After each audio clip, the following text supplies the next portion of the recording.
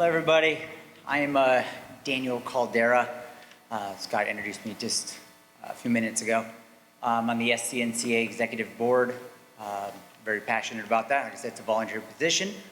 Any help is appreciated, and your involvement is as well. Also a local bike racer for a Monster Racing team.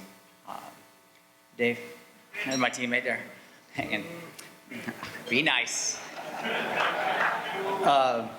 Anyhow, I'm up here to introduce Mr. Peter Abrham in his latest video project. Peter started racing bikes, sounds like early in high school, and it's really continued to be very involved in the cycling community.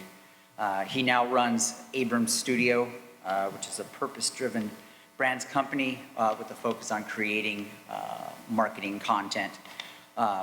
So with some of his recent projects, which he's going to share this evening, I'll take the opportunity to introduce Mr. Peter Abrams.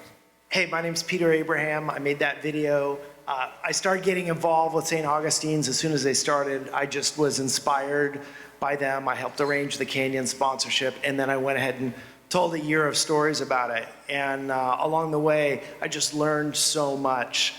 And, you know, one of the things that I've learned through my journey with spending time at an HBCU is bikes are, without question, the greatest cultural bridge that's ever been built. And I think all of us are here tonight because of bicycles. I want to thank Ken for putting all this together. I'm so inspired to see everybody here. If you like bikes, pretty good chance that you like endorphins, you like adrenaline, you like gear, and you like community. And so I'll tell you how this works. You know, you take a kid like Fanat, who's in that video. He was born and raised in Eritrea, came over to the United States in middle school, went to an HBCU. On paper, you would think, I don't have anything in common with that guy.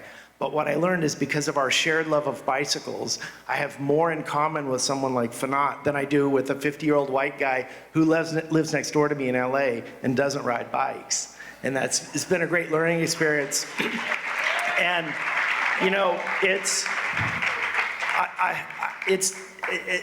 incumbent on all of us to use the bike to build bridges to other cultures, because when we do that, we make friends. When we make friends, that proximity builds compassion and understanding for other communities.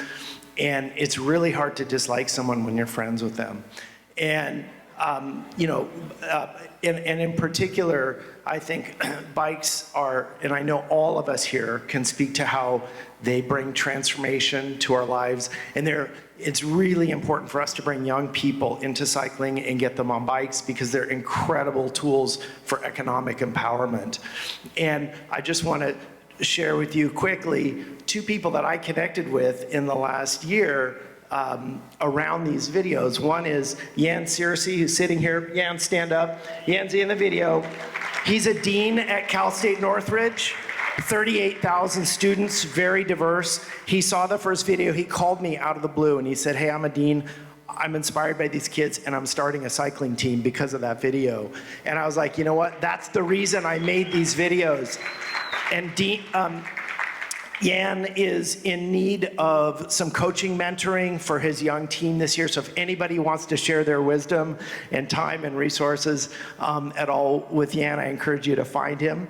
And secondly, just in the last week, I met someone up at the top of Stunt Road on a climb. I was climbing. She tracked me down 2 days later and said, hey, you know, I saw your video and I got to tell you, I was a human rights attorney in South Africa before I started my bike racing journey.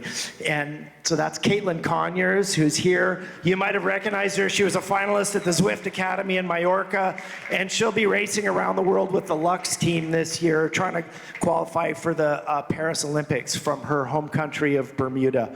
Anyway, thank you all for taking time to watch this, and I believe that bikes can change the world. Thanks.